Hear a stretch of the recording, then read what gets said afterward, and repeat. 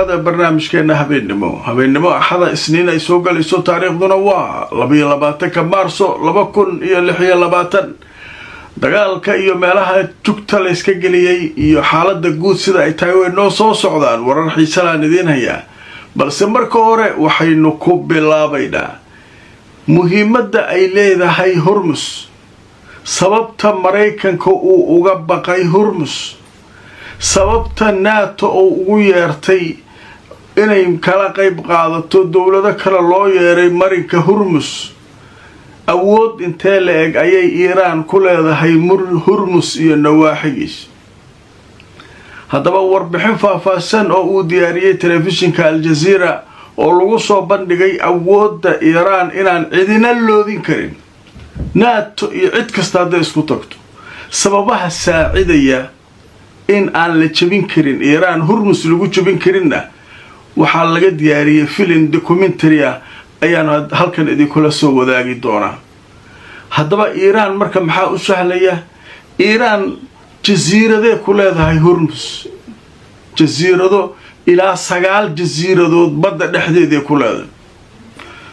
waddanka Iran iska dhaaf badda gudaheeda Hormuz ayay jasiirada ku leedahay oo hub iyo sawaariiq iyo wax kasta mid kasta iyo ugu rakiban yihiin Mareykan wuxuu la qayliyay wax sahlan ma arso maray ku haysa aniga waxa leeyahay Mareykanka awooda leeyahay ma maro beeshaan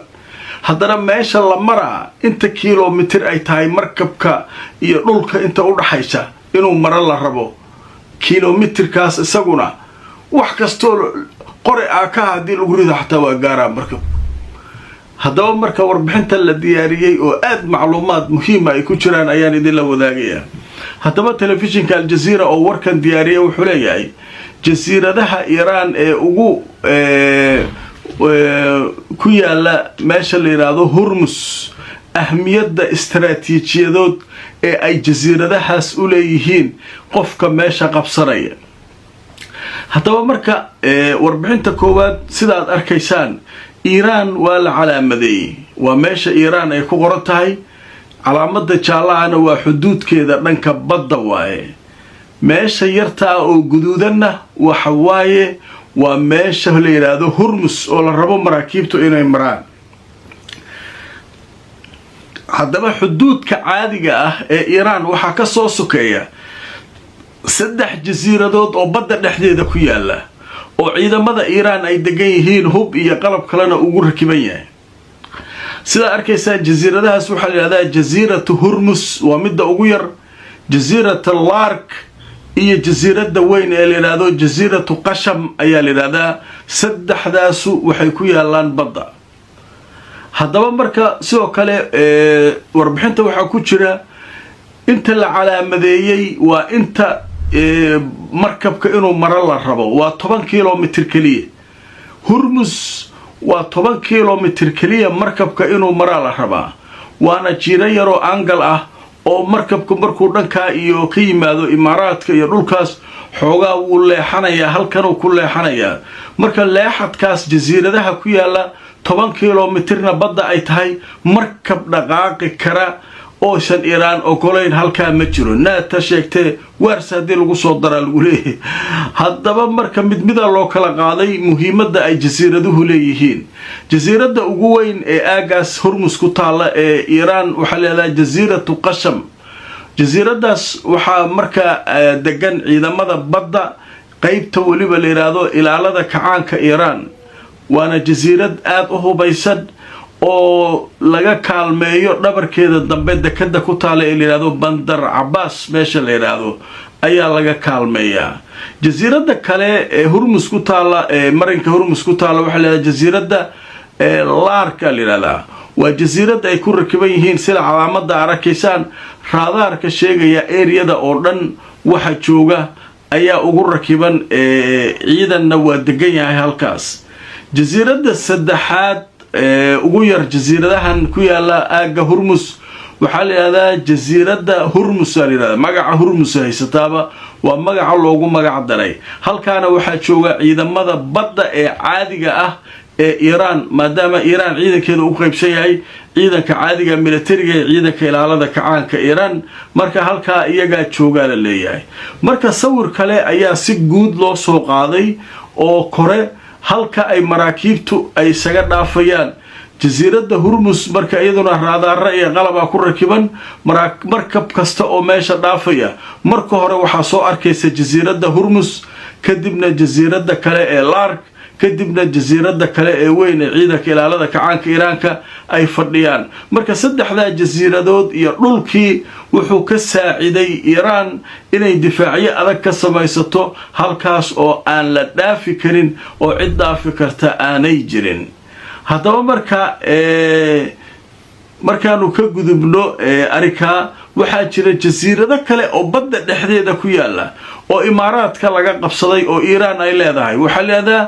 jasiirada leeyaado Tulb as-Sughra iyo Tulb Kubra iyo Abu Musa leeyaada saddexda jasiiradood iyaguna ahmiyad gaar ah ayay u leedahay Iiraan oo badda dhexdeeda wixii imaaraadka ka soo baxa iyo wixii qadar ka yimaada intaysan Hormuz soo gaarin saddexda jasiiradood ayaaba lagu qabanayaa halkaas Iiraan ayaa iyaduna joogta dhanka kale Ciraaq agteeda kore ilaa meel ku aadan Kuwait waxa ku taala jasiirada leeyaado Kharq waa meesha Mareykanka uu leeyahay waa ku dagaynaa waa qabsanaynaa waxa kale oo jira jasiirada kale oo yar yar oo leeyaado Lawan iyo Seyri wixii marka badda dhexdeeda dhanba Iiraan degan waaba yaabani saddex jasiiradood oo halkaas ah iyo saddex kale oo imaaraadka laga qaatay 6 ilaa saddexda halkaan taala 9 jasiiradood waa 9 jasiiradood ee badda dhexdeeda saas u daadsan ayaa marka waxa halka jooga marka ciidamadii Iiraan iyo qalabkoodii gantaalahoodii droniskoodii wuxuu yaala ما شاء الله له ما نكترى ما هاي سوق عريري باشا وضع عادية وما ووضع حق حلواي جزيرة دانا كجود بمتكلا هالكاتشوكت متكلا انت كتال جزيرة دهونا محيين وارول إلى هاي بد الحديدة كسمي لنا عام وبد أفرت لنا وبد وارول عادي جزيرة دواتاس ما لو بمركز جزيرة ده ساكويا الأجاس كلنا وحاق بسط إيران عربت وابا خليج ما بتجوعنا إسلام ما بدك أنا بنقول إمارات قيلية أو سدح جزيرة دودا إيجا ما كانوا كواسنا عركا لو فيري واحد جزيرة هرمز دات سوانا وضدي عربت أي سو مريين وخليج وجو كل مركب واحد هيستا لمكان إيراني تهيستا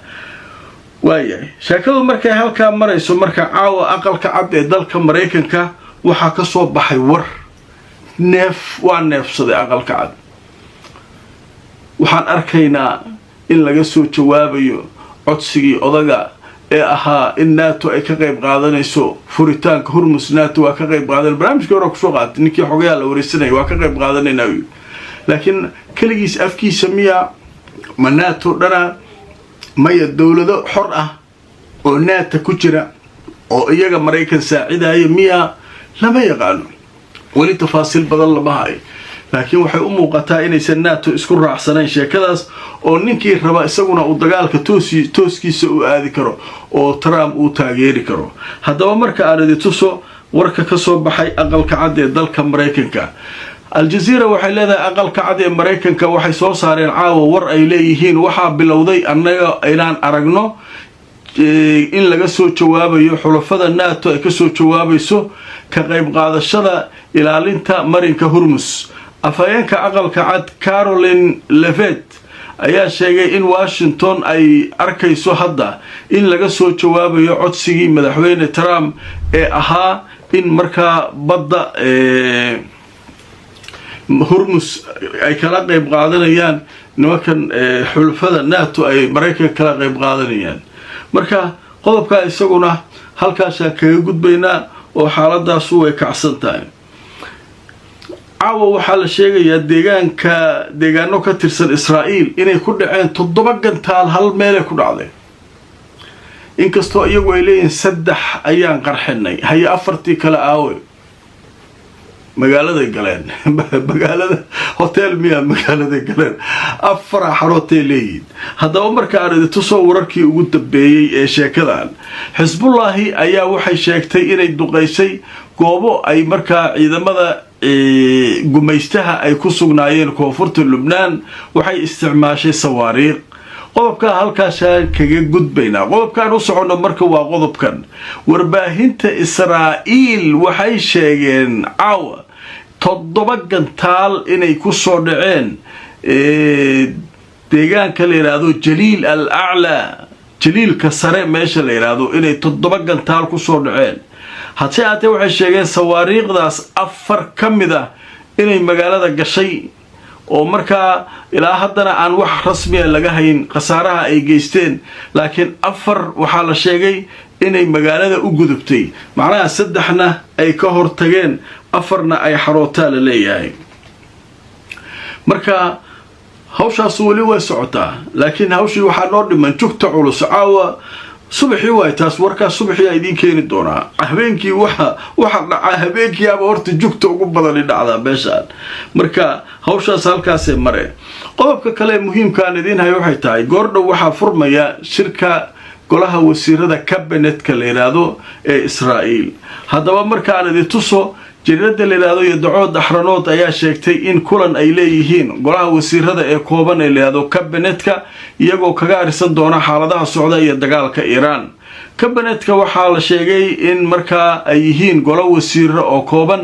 waxaana la sheegay in kulankooda uu yahay mid muhiim ah caawa oo ay kaga arisanayaan xaaladaha soo kordhay iyo khasaaraha ilaa hadda ka dhashay dagaalka lagula jiro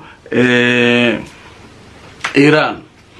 marka hawshaas halkaas mare waatii ninkii Netanyahu barnaamijkeygii galabta ku soo qaadanay labaad inuu lahaa hal laga soo gaaro bas waa dagaalka soo galaayo ku haya. marka xaaladdu way kululaatay. dhanka kale waxaa goordhow war soo saaray madaxweynaha Faransiiska Macron, waxa uu sheegay hal joogu dhah kaabayaasha dhaqaalaha la isugu hanjaba hal iska dhaaf, marinka Hormuzna hal furo, haddii kale gobolkan masaa'iba ka dhacayo. waa idin digu dhahay labada dhinac ay dagaalamaysaa adinkeedii taala. haddaba marka aan idin soo wararkii ugu dambeeyay madaxweynaha waddanka Faransiiska Macron ayaa wuxuu ku baaqay in la joojiyo weerarada lagu qaadayo warshadaha daaqada ama tamarta iyo meelaha kaabayaasha in la weeraro. sidoo kale wuxuu ku baaqay in la furo Hormuz. marka ninkan warkiisu waa iska cad yaasay ninkii maalin hore dhahay waa xabad joojin nooc cusub ah keenaa weey. haddaba qaybtan waxaynu ku soo qaadanaynaa Israa'iil ayaa waxay sheegtay inay u diyaar garoobayso 48 saac ay qabtay Trump markay dhamaato inay ka qayb qaadato weerarada lagu qaadayo goobaha tamarta ee Iran. koronto dambe Iran ma laga shidaayo ayuu taageen Trump iyo Israa'iil. Iran maxay leedahay aniga korontadeeda hadii la damiyo gobolka dhan isaguna jawaabtu heli doona, koronto aan la isla noqon doonaa. meeshii laga taabto taabanay leedahay nuclear-kayga hadii la taabto nuclear u maqan, gaaskayga iyo shidaalkayga hadii la taabto gaas iyo shidaal u maqan,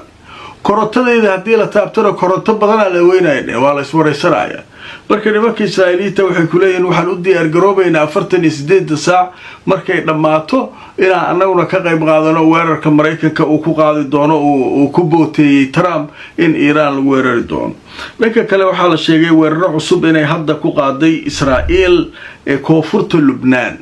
waa meelihii gantaalaha 7 laga xareeyay. hadda 7 gantaalo waa xarootay aan lahayd oo 3 la qabtay leeyahay Xisbullah soo riday dhankaas waa Jaliil al-A'la iyo hadda maqasho alaabtaas waxa loo xil saaray dhanka Xisbullah. marka hadda Xisbullah ay weerareen jawaaba ayay ku qaadeen.